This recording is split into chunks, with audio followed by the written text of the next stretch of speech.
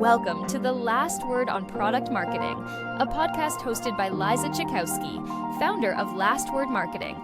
Liza helps MarTech and AdTech companies align product strategy with marketing execution. On her podcast, Liza and her guests talk about how to avoid pitfalls and achieve success in product marketing. Hello, and welcome to the Last Word on Product Marketing podcast. I'm Liza Cichowski, a fractional product marketer and consultant with Last Word Marketing, and your host of this podcast. I am joined today by Manisha Shah, who is a co-founder and chief revenue officer at Tildei, which is an AI-powered platform that makes it easy for marketers to build relationships through conversations, capture data, and convert customers through personal interactions. Manisha lives in New York and has spent many years as a tech executive in sales and product roles at companies like Salesforce and VTS. So far, I've been interviewing marketing leaders, and I'm excited to get Manisha's thoughts from a founder's perspective. So hello, Manisha. Hello. So to get things started, can you share some marketing challenges that you faced as a startup founder? Yeah. We're a very early stage. So just for context, we're a very early stage company. There's about 9 of us. Our go-to-market team, our marketing team is very, very small, right? We're very lean. So I think the most obvious sort of challenge that we face is that we're like quite literally building the plane while we're flying it. Is that the cliche? That one, yes. Yeah, like it's literally we're building it like while it's in the air, and it is a huge challenge, right? So there's a lot of things that means like you have to like market a product before you have product market fit. You have to market a product before you even have a product, right? And so that is just inevitably, obviously, a challenge. I think there's a balance of like how to future sell, because we started our marketing efforts. We had to put up a website, like all those things before we were even selling. So at that point, it's all future selling. And of course, even today, because we're, in a rapid growth mode. So we're still future selling. I kind of like race to keep up where I think the product is going to be like by the time my marketing is launched, right? Because all those things take time, and like aligning those things is important, but you also kind of don't want to launch your marketing and then already be behind the product. So you kind of have to race ahead. And then I think like the kind of going along with the first sort of idea of like building the plane while you're flying it is like being really, really, really agile and nimble and like willing to just move quickly, put out things that are sort of half-baked, like not as perfect as you might want, right? Like coming from Salesforce, you put out a perfect product. That is not how that's not how you operate at a startup. You have to put the idea out there, get quick feedback, and then iterate very quickly. And that can be uncomfortable, but it's also just, a challenge. Yeah, that's part of startup life. Very much so. So what have you done to build out marketing and lessons that you've learned along the way as you've taken on this big challenge of being a startup founder? So for our stage, I think about marketing quite broadly, right? So it's anything that we're putting out into the world, whether that's outbounding from our BDR or social posts, blog, the website. For us, it's just all a way to test messaging and get feedback, see what's resonating, what needs refinement, and like come back from there. So for us, what's been really, really helpful is to kind of draw on outside experts and like get support from the outside. We're a very lean team. I'm not in a position to be like hiring a marketing team at this point, right? But we can hire an agency. And so we've done that. We have a couple of people that we work with externally. We've got an agency that's been, enormously helpful. Since our team is so lean, we really lean on them quite a lot. We've got, we've got design experts. We've got different people that like when we need to put an asset out, when we need to create, we've got that all in place. And like for us, we work very, very collaboratively. We're, like I said, we're very small. All of our contractors, our agencies, they're in our Slack. We're meeting with them weekly. They're very updated. We try to keep them like really as integrated as if they are, part of the company as possible. They're in our meetings. They're come to our holiday parties. We try to keep it very, very close. So you rely on outside vendors. What have you felt are the advantages and the challenges of that? I think the challenges, of course, are like time, right? It's always nice to have somebody who's full time, like with you in house. I think that's obviously like a huge advantage. But on this outside part of it, I think, I've always had multiple customers. And I think what you get is a broader perspective. You get someone who's looking at multiple things. Like they come to me often with like, hey, I'm working with another customer. We're doing XYZ. And like, I think that can apply here. So like, I think it brings in a broader set of ideas. They're seeing things. They also just like don't sit in the day to day the way that you do, right? They don't have the same like burden of that. And so I think the freshness of like the perspective can be really nice and really Yeah, helpful. Yeah. I agree. I think that does keep things fresh. I mean, I'm obviously very pro consultant, but I realize there are advantages and disadvantages, but I think it's really smart to leverage all the expertise you can, particularly for the phase that you're at with your startup. Yeah. So how have market changes, customer expectations, or more competitors coming into the market affected your ability to differentiate your product? And how have you worked with your outside team, your marketing agency, to address that? I know that conversational marketing, when you started, was very new to market. You were very early, I believe. You can talk more about that. But now there's more players, right? So that must be challenging. Yeah, you're right. So we launched like 2 months before ChatGPT launched to the public. So that was two years ago, right? So I feel like that was just like a fundamental, humongous change in how so much works, not just marketing, right? But like everything really works. So I think like when you talk about customer expectations, right? Like you go to any marketing conference, you talk to any marketer, the first thing they're talking about now is AI. And like for all of us, I don't know if we fully know what that means yet, right? I think there's lots of existing products with AI just sort of like tacked on there as an afterthought. There's products that are coming out that are like very AI forward. So, I mean, I think every marketer is now in a spot where they're like being challenged even by their leadership of like, how are we leveraging this? How are we taking advantage of the new tools that are out there? And then, like you said, like a whole new slew of tools popped up because it's not easy to build against, these models, but it is easier to build against these models. You're not like developing the LLMs, you're just building against them. So I think that it is like from a differentiation standpoint, like I think where we sort of have an advantage is that we have a lot of industry expertise, right? Our whole team have been in the marketing technology space for a very long time. We've founded companies, we've built companies, we've worked with them for decades at this point. So like combined. And so I think we have a lot of perspective that I think is unique of like what the marketer does and like the market, we're talking about consumer facing brands. So like what does a marketer at a consumer facing brand do? What are their unique challenges? What are their opportunities? And we're really trying to build against that. And we're trying to not just build against that, but like speak to it, right, from our messaging standpoint as well. So when a new competitor comes on the market and seems very competitive with you, what is your reaction to that? I think our reaction right now is that it's market validation because like you said, we were very early. We were very new. There weren't a lot of companies. There were some companies doing similar things, but every time a company, especially like ones that are pretty well funded, comes up doing what we're doing, that to me is market validation. Like that's how we think about it. There's a market for what we're doing. We're on to something. If we were doing something that nobody else was doing, it's almost a little more concerning, right? Like, oh, I guess, like, does anyone actually want this? But right. That's how we think about it. That's interesting. What are the challenges you've faced with creating the right messaging and materials to put out into the market? How have you approached how you're messaging your product? I think the challenges are it's that it changes every day. Like I want to say every week, every month, it changes every day.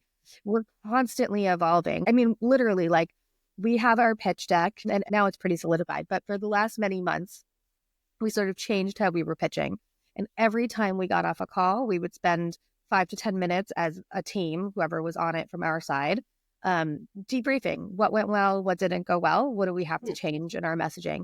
And I personally like using that pitch process as a way to test messaging and then put it out into other places, right? Because your website is more permanent, your blog is more permanent, like all of those things are more permanent. So really seeing what are people like connecting with, like what is getting you the next meeting? If I'm ending and the person's just like, yeah, I don't know, let's, I'll talk to you some other time, versus like now we have meetings and people are like booking the next meeting on the current meeting, right? Like they're coming back to us proactively. That is a great signal. And to me, that's like, okay, put that on the website, like put that in other marketing materials because this messaging is resonating. And it might not be our long-term messaging, but it's resonating. Wow. So it sounds like you stay extremely agile. That agility is one of the core values of your company, which is fantastic. I think. Very, very, very agile. We have to. It's just that's the stage we're at, right? Like there's nothing that is set in stone and we have to be able to react to like a marketer. We work with really smart marketers. Like our customers are very smart. And what are they saying? Like, what do they need help with? What are they, what are they responding to? That's really, really important for us.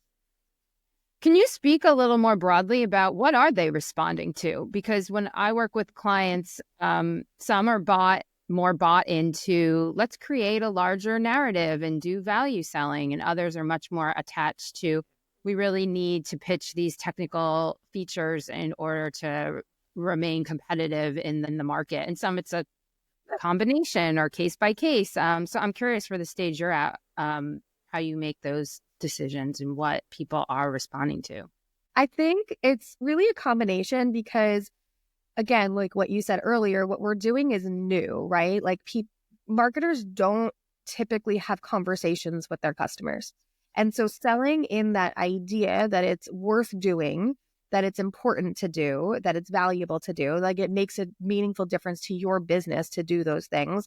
Like that's the initial thing that you have to get buy-in for that. And then you have to show that you've got the tools now to make that scalable. Like you can do this at scale. There's a reason you didn't do it before.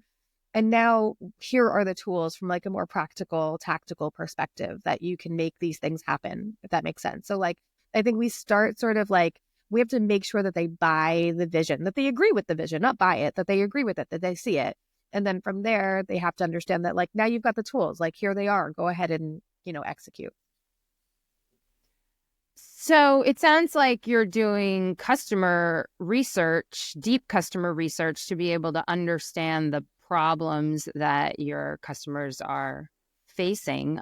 Do you make a habit of constantly interviewing customers and doing that customer research? How do you know the problems that they're facing? And then how do you adjust your messaging to be able to make sure, like you said, that your messaging is absolutely hitting on those pain points? Yeah. So generally for me, when I'm in any kind of meeting, but certainly a customer meeting, sales meeting especially, I want to let that person talk as much as possible because I think that like people really understand their problems. They understand what they are facing each day.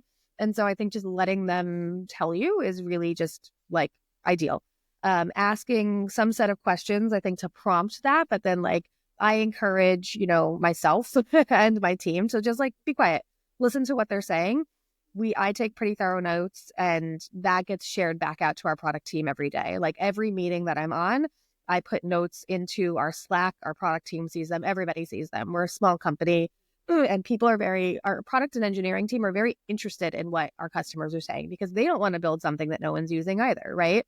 So they're very curious about that. So I think that's one thing that we do is like just in our ongoing meetings, we make sure that we're putting forward some ideas and then just really, really listening. I try not to, I think, take anything personally. Like it's hard, right? You've got this product, you built it, you're so proud of it. And then somebody reacts to it in a way that's not so positive. And like, I think not taking that personally, because it's not personal, right? Like you built something, you built it for them. If they don't like it and they're not using it, then that's not their problem. That's your problem. You want to deal with it. And so I tried to really just not take it so personally and just listen to the feedback and then say, okay, like, what do we need to do different? Like everything is information. What do we need to do different?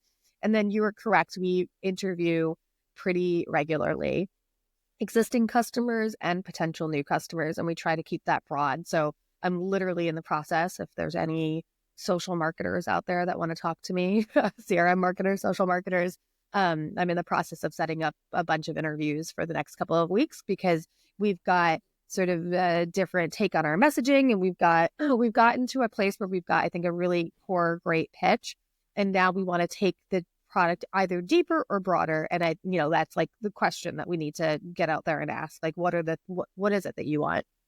So we're going through that process now.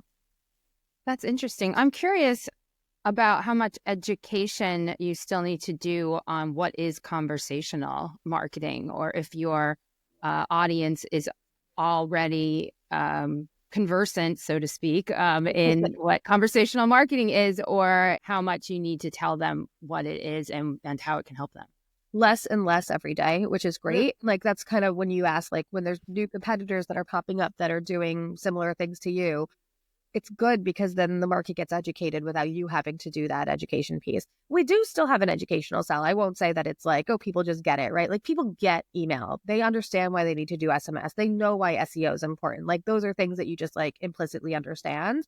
This is still new. So it's still something that, like, it's not everybody is doing it, or they're doing it and they think of it as like a very siloed, like, I do this for customer service. Like, they do it in a very siloed way.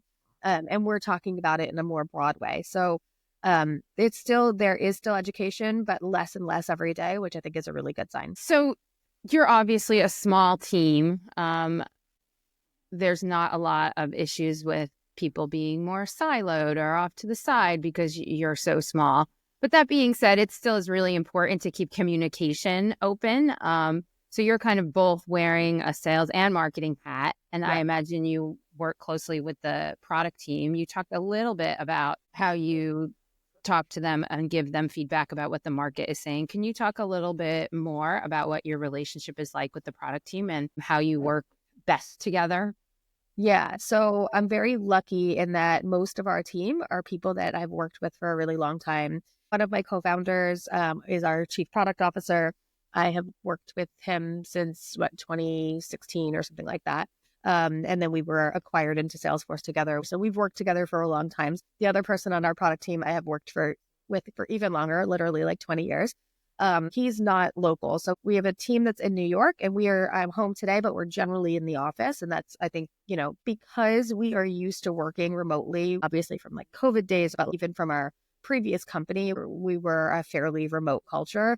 And part of that, I think if you're going to be a remote culture, you need to do it, especially at our stage, you really need to do it carefully and do it right. And so we have a lot of touch points. We have a lot of ways that we keep in touch, formally, informally, whatever it might be, like to keep that culture alive. And because it's more than just like sort of the communication of like, hey, I had this meeting and these are the notes and this is the next step, right?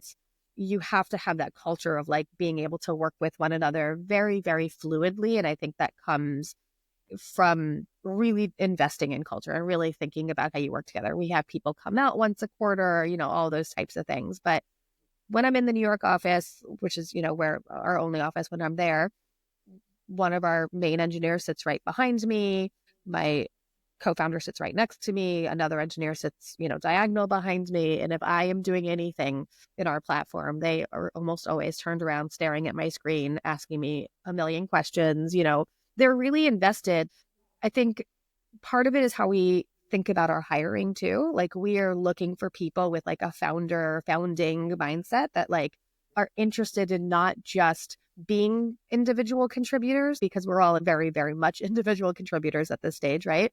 But with a broader mindset of like, how does my individual contribution, like, how is it actually helping informing the company and like helping our customers and helping us get customers? And so there's like a mindset to how we're trying to hire. What about the roadmap? How do you influence the roadmap with one another? I would think because you're more out there talking to people, and they're more on the side of the designing and developing and a little bit more removed from customers, but also are understanding maybe more than you do the technical capabilities coming to market and how they can apply them. How do you come together to plan the roadmap? It's extremely collaborative. So we have 2 people on our product team, and the second person comes to almost every single sales and customer meeting I have. So it's a big commitment. He's got a customer success background, so it's like it's easy for him to, be in that space, and then also be in the product space. But it's very helpful. So I mean, between that and then like just really proactively sharing out notes, having conversations about what is happening in each of our conversations. Like I'll come out of a room and I'm like, okay, this is what just happened. I'm going to put the notes in Slack, but like, this is, the conversation we had. If it was good, bad, it doesn't matter. Like no matter how the conversation goes, we report out on it. But honestly, I do think having somebody that's like kind of sitting halfway between is really, really helpful for us. It's great. Interesting. Yeah. And it might be unique. I don't know that a lot of companies do that. Like we happen to have somebody who's like just what do they call it? A Swiss Army knife of a person. A unicorn, I think, is what people love to call it these days.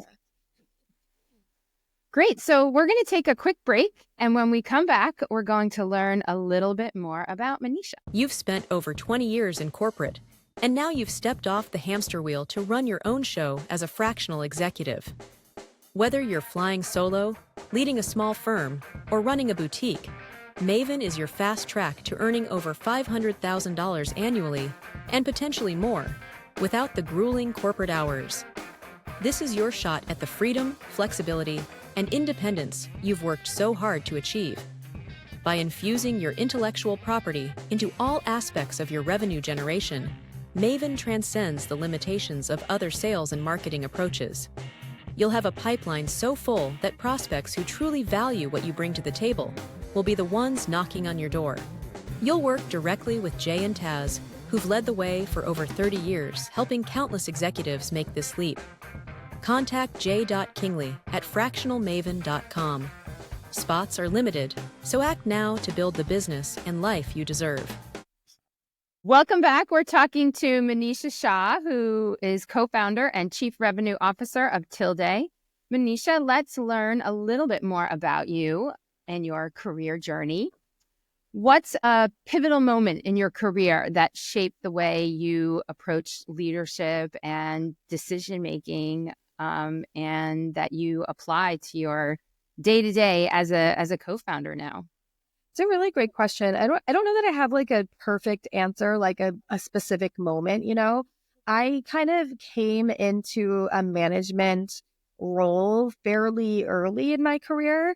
And so I was at a company called Cheetah Mail, which is, I don't know what they're called now, but they went through a bunch of iterations. But at the time I was there, they were the biggest sender of email in the world. And I came in as an account manager.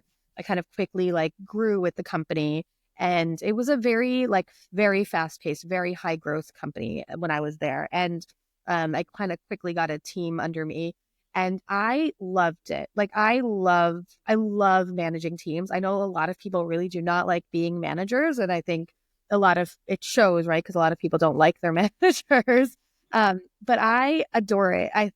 There's something about like creating these teams and like hiring people, nurturing them, putting people in the right roles, kind of helping people get to the next step that is really, it's just very special to me. And it's something that like, I always want that to be my job, right? Like I always want it to be my role, that even if I'm not directly managing someone, I think you're always in a position to do that, right? Like people in leadership don't need to have a team to lead. If you are a leader, you're leading. And so I've definitely had parts of my career where I didn't have a team, but that sort of early management experience in a really like dynamic organization that was a hard place to work, right? It was a difficult place.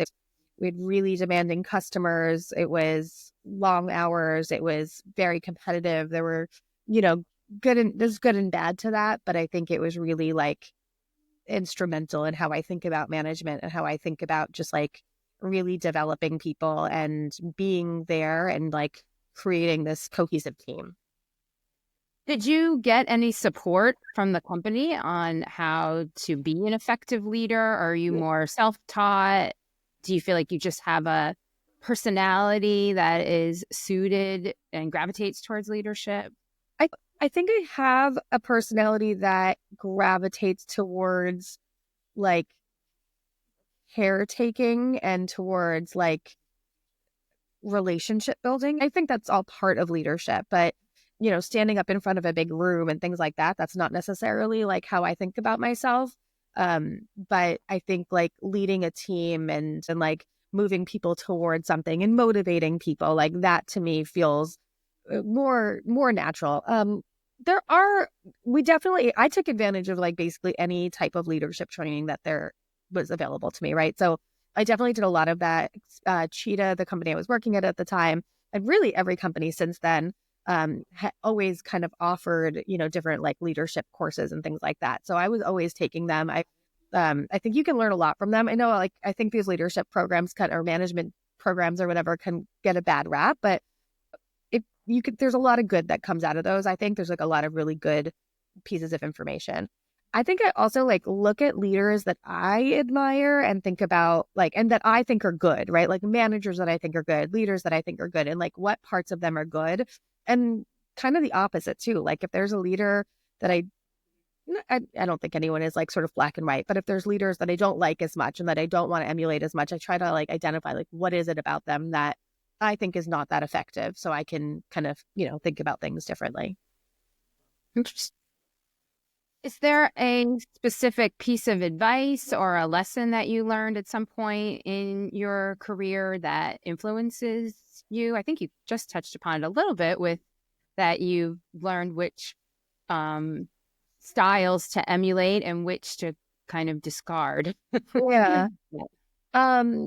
I think like one of the best pieces of advice I got in my career, and it's funny, I just like kind of randomly got back in touch with this person and I told them this, is not from someone I ever worked for or with, but I interviewed with her like years ago for a role on her team that ultimately I didn't take. And I don't even remember the details around it, but her career is fascinating. Like she's had a lot of different roles and she's been put into a lot of like leadership positions but like really sort of very different things. And a question that I asked her in that interview process is like, how do you get into a role like you don't have like necessarily like, you kind of think of this like very like ladder like career, right? And some of her things were kind of jumping around. And I'm like, how did you have the experience? And like, how do you come into the role like this where you maybe don't have the experience, and how are you successful in it? And her response was essentially like, I act like I don't know anything about anything always, right? Like she's like, I just kind of go into things assuming that I'm going to learn and